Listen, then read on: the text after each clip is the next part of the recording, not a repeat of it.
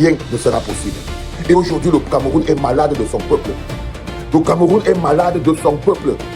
Son peuple qui ne sait justement pas faire peuple. Un peuple qui ne sait justement pas faire peuple.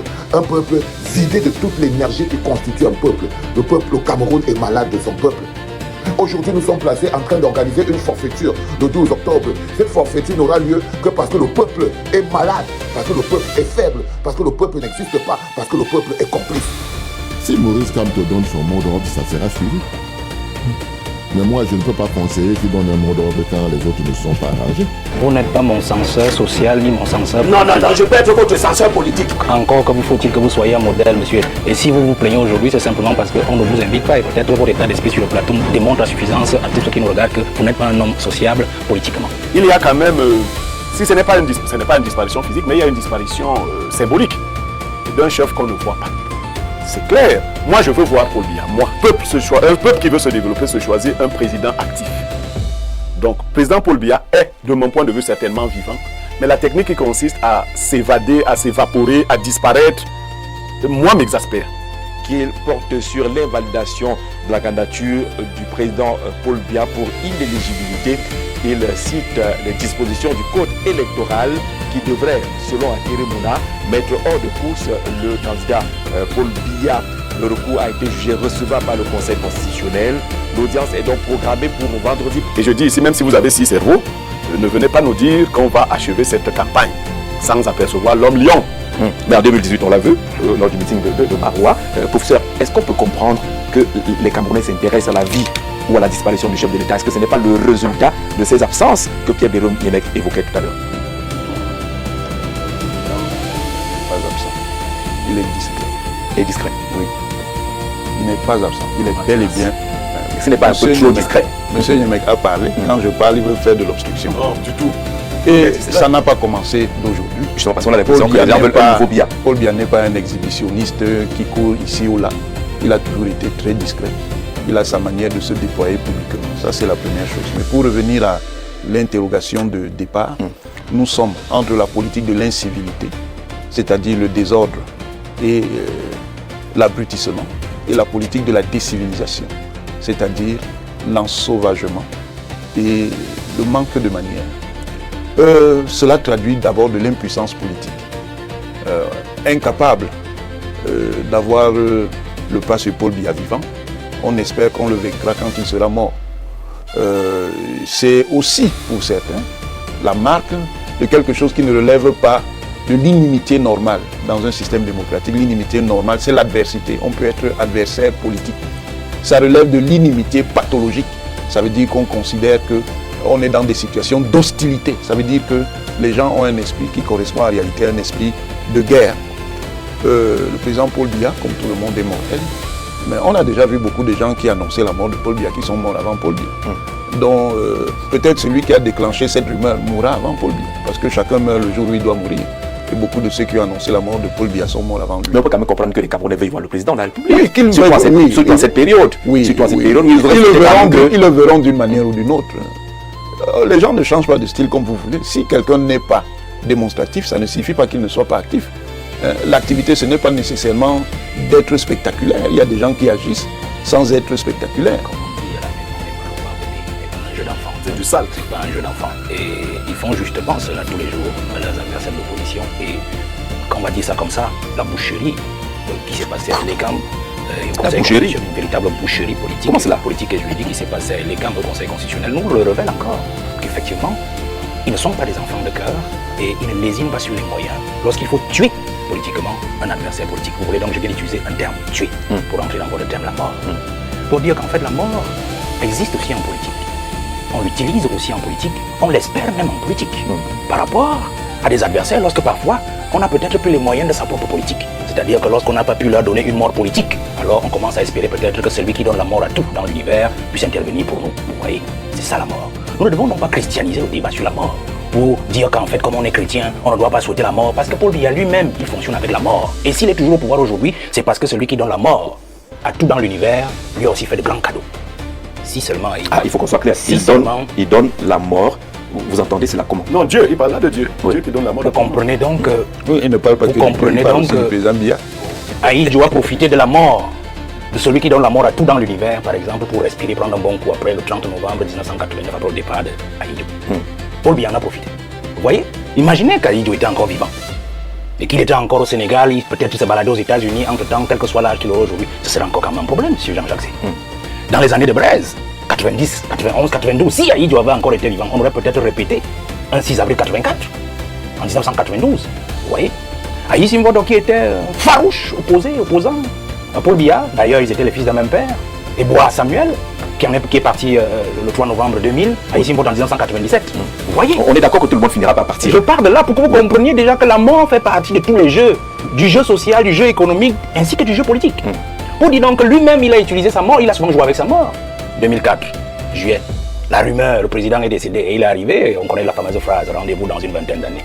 Et il était tout souriant. fantôme vous salue. Le fantôme vous salue. Merci beaucoup, professeur. Quelques-uns historiques pour vous dire que nous ne devons pas craindre la mort venant du président. Parce qu'en fait, le Camerounais est déjà mort depuis. Le Camerounais est déjà mort depuis, avec la malgouvernance et tout ce qui se passe dans le pays. Tout ce qu'il craint aujourd'hui, il ne craint pas la mort, mais il craint de mourir. Il craint de mourir pourquoi? À travers sa progéniture. Parce que le Camerounais aujourd'hui est prêt à affronter tous les déserts de la vie sociale, toutes les misères sociales que lui fait endurer ce régime, pourvu que ses enfants, sa progéniture, sa descendance ne subissent pas cela. Alors, si vous revenez donc à Paul Biya, nous disons aujourd'hui que pour le Camerounais, Paul Biya est mort depuis, peut-être depuis 2018. Paul Biya est mort depuis 2018. Depuis 2019, il n'y a pas de gouvernement. Il n'y a aucun conseil ministériel. Aucun conseil ministériel. Aucun conseil supérieur de la magistrature. Rien du tout. Vous voyez? Et on voit le marasme. On a volé pendant le Covid. On a volé pendant la Cannes. On a volé tout l'argent des stades. On continue. Il y a des désordres. Il y a des ministres qui n'ont jamais été remplacés. Paul Biya est mort depuis pour les Camerounais. Alors, dire aux Camerounais qu'une vidéo qui circule est une manipulation, mais oh que non. Moi, je crois plutôt que c'est eux qui sont en train de nous préparer au départ de Paul Biya. Parce que, vous savez, ils savent désormais que cette élection qui s'en vient, le président ne peut pas se balader dans tout le pays pour faire campagne parce qu'il n'en a plus les moyens physiques. Alors, il faut qu'ils préparent les Camerounais à cela, qui nous conditionnent psychologiquement à voir le président coucher sur sa civière, tranquillement, à étudier, ou je ne sais pas moi, en bon cas, pendant que les candidats, du moins, pendant que les autres candidats vont se balader dans la campagne. On s'est déjà compris. Alors, je ne voudrais pas que la souffrance, c'est que le peuple doit comprendre que le président est fatigué. Il ne peut plus se balader pour faire campagne. On ne peut plus le voir constamment, ainsi de suite. Donc, nous devons nous accoutumer à sentir le président dans ses absences et dans ses invisibilités. D'accord. Cette vidéo caricature. Elle caricature la disparition physique du président, sa mort biologique. Et c'est en cela qu'elle est immorale. Et le discours de Valère Bessala est dangereux. Parce que c'est un discours qui participe à la légitimation de n'importe quel type d'action. Et ce n'est pas digne d'un homme politique. Un homme politique doit incarner les valeurs.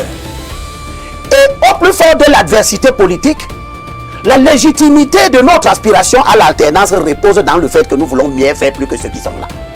Si nous-mêmes nous légitimons, nous commençons à expliquer que oui, puisqu'ils font mal, faisons aussi mal comme eux. À ce moment-là, la question ultime qui apparaît dans la conscience collective, c'est pourquoi donc vous voulez l'enlever?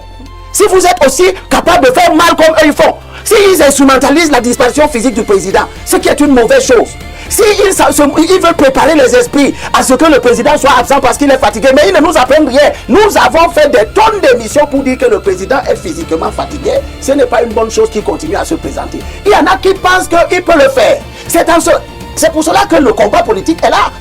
Mais nous n'allons pas combattre le mal par plus pire que le mal. Regardez ce qui vient de se passer avec l'article 127 du Code électoral. L'article 127 du Code électoral dit que lorsqu'un candidat investi par un parti politique décède avant l'ouverture de la campagne, il peut être remplacé à l'initiative du dit parti. Les manipulateurs à qui Bessala est en train de donner une espèce de blanc-seing au nom de ce que chacun peut donc faire ce qu'il veut, ont pris l'article 127 du Code électoral, ils ont introduit un terme qui n'existe pas. Ils ont publié que lorsqu'un candidat investi par un parti politique décède ou est gravement empêché. Non, ça n'existe pas là. Oh, le truc gravement empêché n'est pas dans le Code électoral. Et les gens qui font ça, ils veulent prétendre qu'ils le font au nom du combat de l'opposition. Je suis jaloux du combat de l'opposition. C'est mon camp politique. Je n'accepte pas que les gens arrivent dans ce combat et se mettent à le galvauder, à introduire là-dedans des comportements de voyous sous le prétexte que tout est bon pour nous débarrasser du président Paul Biya. C'est faux. Tout n'est pas bon pour se débarrasser du président Paul Biya. C'est comme si nous étions en train de dire que tous les coups sont permis et que tous les coups sont bons. y compris ceux qui sont les plus ignobles. D'accord. Non, Alors, tous les coups ne sont pas tous bons. les coups ne sont peut-être pas bons, mais c'est le temps des coups aussi. On est en politique, là, Pierre Béroniemek. Les autres viennent avec les fourmis, les abeilles, le shérif, et ainsi de suite. Je pense que là aussi, c'est des coups. Jean-Jacques Zeu, je dis que si on ne s'arrête pas de manière fixatoire sur la vidéo, je vous On rapporte, doit se projeter au-delà de la vidéo. si on va au-delà de la vidéo, j'ai assisté moi-même à une séance de prière où un pasteur des nouvelles églises avait dit qu'il voulait prier pour les veuves. Et une dame qui était venue avec son mari s'est levée. Elle a demandé qu'on prie pour elle. Son mari lui a dit non, mais je suis là. Et elle a dit, pasteur, priez pour moi, cet homme est mort depuis. Il n'accomplit rien de ce qu'un homme normal devrait accomplir. Ah, d'accord. Le lit n'est pas là, la nourriture n'est pas... Donc il est mort. Vous comprenez? Il y a aussi une mort symbolique.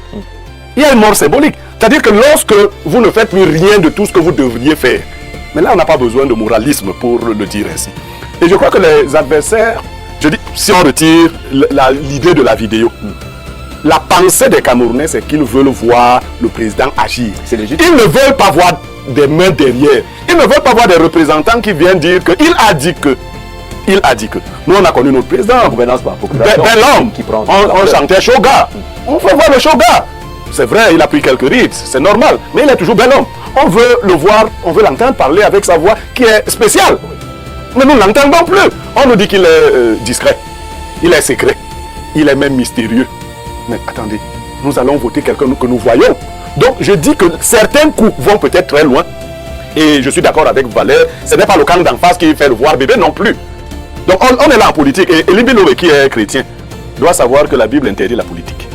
Donc s'il est politique, il n'est pas biblique. On fait la politique. La politique n'est pas l'univers des doux sentiments. Dans la politique, on fait des choses qui ne sont pas très propres. Disons que nous sommes déjà en campagne électorale et que ça va faire fort, ça va aller dur. Au goût des Camerounais, ce sont les Camerounais qui l'ont voté et il est là pour les Camerounais. Et lorsque le professeur dit qu'on ne change pas une équipe qui gagne, en quoi cette équipe a gagné? Puisque le peuple s'est plaint. Puisque le Cameroun... Non, c'est pas le fait de gagner. Vous n'allez pas venir nous brandir le fait qu'elle a gagné les élections parce que les Camerounais lui ont donné l'électorat. Parce que les Camerounais lui ont donné l'électorat, les Camerounais lui ont accordé la faveur. Mais maintenant, vous ne pouvez pas dire qu'il ne peut pas changer sa façon de faire. La façon de faire devrait changer. Puisque le monde est dynamique, sa gouvernance devrait aussi être dynamique. Vous-même, vous avez dit qu'il est présent sur les réseaux sociaux. S'il est présent sur les réseaux sociaux, c'est ce qu'il n'était pas il y a cela 43 ans. Depuis 43 ans, il était autre chose, il faisait autrement. Donc, nous sommes... Les Camerounais veulent voir leur président. Alors, cette façon... Même si ce n'est pas au végétariat, même si c'est même dans le club Matango, pourvu qu'on voit le président. Et maintenant, la façon... Comme le professeur dit qu'il a sa façon de faire, il ne change pas. Pourtant, il a changé en gouvernant par procuration et il est normal qu'on s'interroge. Lorsque Abel dit que les dignitaires, les chefs ne sont pas allés au palais pour voir le président, mais c'était à l'invitation du président. Ils sont allés à l'invitation du président, ils devraient voir le président. Et à ma connaissance, je ne suis pas juriste, mais je ne pense pas que le secrétaire général de la présidence joue un rôle politique. Il joue un rôle administratif. Il y a une personne qui devrait jouer le rôle politique, c'est le secrétaire général du comité central. C'est lui qui a un rôle politique. Mais lorsque un secrétaire général de la présidence laisse le secrétaire général de la présidence qui a un rôle administratif pour devenir politicien, il faudrait que les Camerounais s'interrogent où est passé notre président. C'est notre président. Les Camerounais se posent cette question, Valérie le sait également, les Camerounais se posent cette question au regard justement de cette série de concertations et de consultations entre guillemets à la présidence de la République. On ne voit pas exactement celui qui veut aller à la conquête d'un nouveau mandat. Est-ce que ce n'est pas dans le prolongement justement de ces absences assimilables à la mort politique? Ben oui, mais je poursuis mon propos, tout simplement. Je suis ce que vous dit après moi. Je crois que la mort symbolique du président n'opère plus. Parce qu'en fait, sa flétrissure biologique est en train de prendre le pas sur la manipulation de sa mort symbolique, comme voulait le montrer le professeur tout à l'heure. C'est-à-dire que, comme il a léonisé l'homme président, il faudra rappeler au professeur que le lion, lorsqu'il vieillit et qu'il devient faible, est généralement abandonné par la troupe osienne et aux charognards. Voilà comment un lion fatigué meurt. Il est terminé sur le plan biologique, c'est-à-dire qu'il est devenu faible. Et donc tous les charognards, qui sont ces créatures, justement sont en train de profiter du travail qu'il a eu à abattre depuis, c'est-à-dire dominer psychologiquement, socialement, mystiquement le peuple camerounais, le rendre pratiquement ventriloque, ventripotent et puis rampant et reptilien. Et puis aujourd'hui, faire de lui ce qu'il veut. Parce qu'on dit aujourd'hui que le président entre en chasse. On est dans une démocratie ou on est dans un zoo? C'est une image. Alors, je voudrais être plus sérieux et dire que Le président de la République, selon ce que moi j'ai toujours su, c'est qu'on ne meurt pas au pouvoir au Cameroun. J'espère qu'il ne l'a pas oublié. On ne meurt pas au pouvoir au Cameroun. Je parle maintenant à ceux qui ont des oreilles pour entendre ça et qui connaissent le Cameroun profond. Aïe aussi, il avait vraiment l'intention de mourir au pouvoir. Peut-être qu'il l'aurait organisé aussi. Il serait resté au pouvoir, il n'aurait jamais donné à Paul Biya. Mais il sait qu'on ne meurt pas au pouvoir au Cameroun. Et je crois que ceux qui sont autour de lui, peut-être ne le comprennent pas. Mais je reste confiant sur le fait qu'au moins, ils se rendent compte que la mort ne nous profitera pas. Que ce soit à ceux de l'opposition, que ce soit au peuple camerounais, que ce soit à eux-mêmes.